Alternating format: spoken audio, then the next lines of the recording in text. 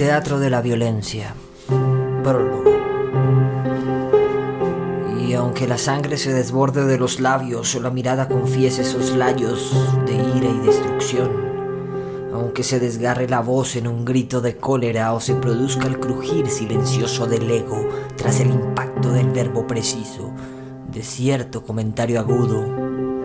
es la violencia, la alteración de la fuerza, la intensidad del conflicto, aquello que nos parece atractivo, lo radical en la exclamación de guerra, en el armas tomar, en el ruido sobre la calma, en el descontrol o el abismo profundo, entre la descarga de adrenalina y la fuerza implícita en lo transgresor,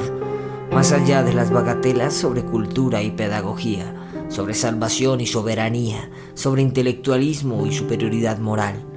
Es algo instintivo lo que nos produce distracción, es algo natural lo que despierta la emoción, algo en el detonar de los disparos, en las explosiones ruidosas del cine de acción, en las procesiones sangrientas del guerrero tras su causa, en la odisea peligrosa del héroe contra el destino, en el maldecir de repente, en el prorrumpir del verbo prohibido, en lo incisivo de la verdad aguda, aunque sea cualquier verdad, aunque sea cualquier causa, aunque sea cualquier dogma. Hay algo en la violencia que nos fascina porque nos aterra, como los tiburones en el mar tras el olor a sangre y su miedo a los pescadores heridos. Violencia es saber que los colegas desilusionados maldicen las gracias de Thalía y Melpómene, sucumbiendo ante una vida difícil, antepuesta por las razones y los impuestos que no financia Dionisio,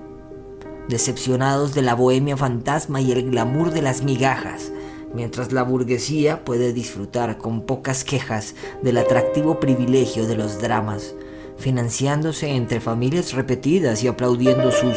gracias consanguíneas. Rara vez brilla alguien desde el hormiguero. Los apellidos se encargan de que no sea algo común, haciendo privado el retorcido entretenimiento de estéticas y poesías de tablas, el privilegio del arte de las máscaras, de tragedias y de comedias, el atractivo y costoso espectáculo tras el telón, como lo suponen los grandes aforos del mundo, los grandes teatros de candilejas doradas. Divina ironía, espejo de desventuras de todas las clases sociales, Kali Yuga de la humanidad, en formato divertido, para ser deleitadas por quien pague la alta boletería del palco, como Dios mirando el mundo desde su bola de cristal, disfrutando del violento espectáculo de la humanidad. ¿Cómo no ha de ser para unos pocos? Pero esta infamia fue a su vez ya violentada con justicia, haciendo popular el fenómeno de la teatralidad, que está muy por encima de los ambientes de la alta sociedad, de la alta alcurnia, porque también la teatralidad puede ser para el mundo, compartida por el hijo que abnegado quiso darse a comprender también a las masas, ahogando el favoritismo de su padre por la clase alta en el mar tecnológico de un séptimo arte y de un arte callejero, más preparado que el de su patriarca de notoria antigüedad, quien hace mucho tiempo fue también popular. El teatro es ahora un lujo de culto o hechicería, una pandilla con ínfulas de altruismo, una religión creativa que puede ser sectaria, dogmática, sofista, un delirio de los más peligrosos entre los románticos, un culto alternativo que sucumbe entre los suburbios, el vicio de los más idealistas entre los burgueses, como la música de los vinilos, como las cámaras análogas, como lo artesanal, solo un disfrute manual, táctil, cercano, nada práctico o significativo para nuestras épocas en el futuro, como un reloj de pulsera en el siglo XXI, como un disquete antiguo, como una máquina de escribir. Violencia es saber que mi amor por el teatro es ofuscado por su propia naturaleza de falso intelectualismo, de fantasías artificiales, de fetiche dandy, de capricho burgués. Existen en la superficie ciertos teatros horteras, convencionales y conservadores en sus escuelas puritanas, iguales en la violencia que denuncian desde sus poéticas trasnochadas, ecos polvorientos de inicios del siglo XX, demasiado románticos para ser tomados en serio, técnicas insulsas y bohemias oxidadas,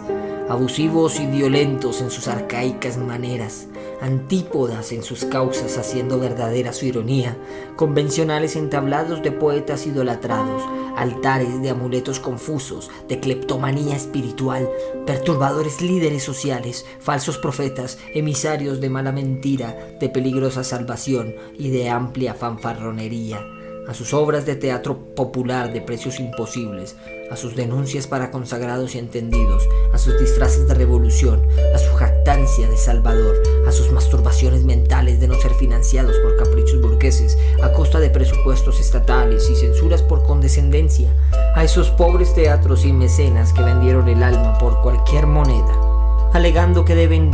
subsistir, militando a la oportunidad cualquiera, artistas sin moral ni ética, que esperan en un bautismo cultural la aprobación para ser creadores, entre pastores y directores encumbrados, como ídolos de mármol que son solo yeso. Porque el teatro en esencia muere con el cine y la cámara. Ahora es menos notorio que en la antigua Grecia. La teatralidad emigró a otras ciencias, hace mucho dejó de ser público. Se transformó en matiné acorde a la tecnología, para así ser público en su paradoja, lejos de su extensión de tablas y bambalinas, hasta el otro lado de la pantalla, en donde aún reposa en su calabozo de farándula su espíritu verdadero, impuro entre nuevas ciencias, pero no menos real. Es la tecnología verdadera herramienta para ser tomada por los pueblos. El teatro, que es teatralidad, actuación, representación, es universal en el cine, no solo en Hollywood y su fantochería ostentosa, sino en la práctica espontánea de filminutos y cortometrajes, de clips o capturas editadas, o en la comunión de las familias ante un DVD pirata, en la programación como clave de entretenimiento fino, lo que sube el rating en las noticias de las 7,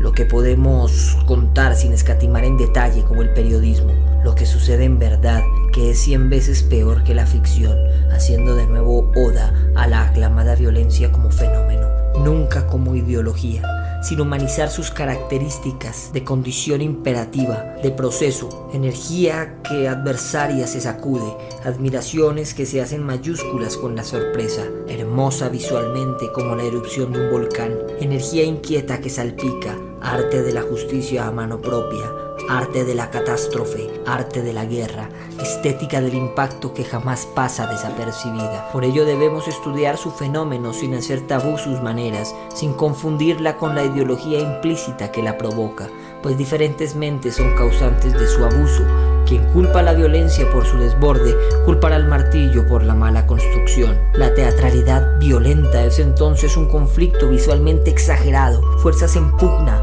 caracteres inflamables, talantes de acción que se embiste, terrores que se representan, entretenimiento morboso y natural, osada maniobra de sorpresa, noticia, comunicación alternativa y sangrienta, potencia que rompe lo cotidiano, recurso del impacto, ímpetu como método de catarsis, sin escatimar en lo terrible, clímax directo al estómago. Todo lo demás es pretensión, supuestos para educar al hombre que es testarudo, que advierte coaccionando con su majadería, cuando lo honesto le parece peyorativo. El teatro como herramienta es similar al martillo, no tiene causas ni reglas superlativas. El teatro de la violencia es una herramienta, una pretensión por agredir y salir impune, con honestidad como emblema, desahogo de la rabia y el espíritu de la perversidad, osadía de los dramas, mensajes de queja y de frustración colérica, lejos de la ruin maniobra de la realidad mediática que hace común los crímenes y las vejaciones, metáfora de disfraces y juegos de rol.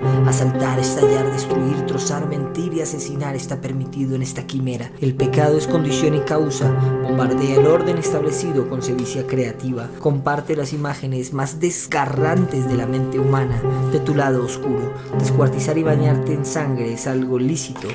quemarlo todo hasta las cenizas algo legítimo. Somos parte de un caos controlado en esta fantasía, en la representación de un país brutal, de una ficción mágica y realista, una yihad contra la cotidianidad que hace normal el crimen, simulacro sangriento para hacer más claro el mensaje del autor inconforme. No una lección de clases, no un sermón de la iglesia, no un discurso político, solo una buena historia. No educa, solo manifiesta.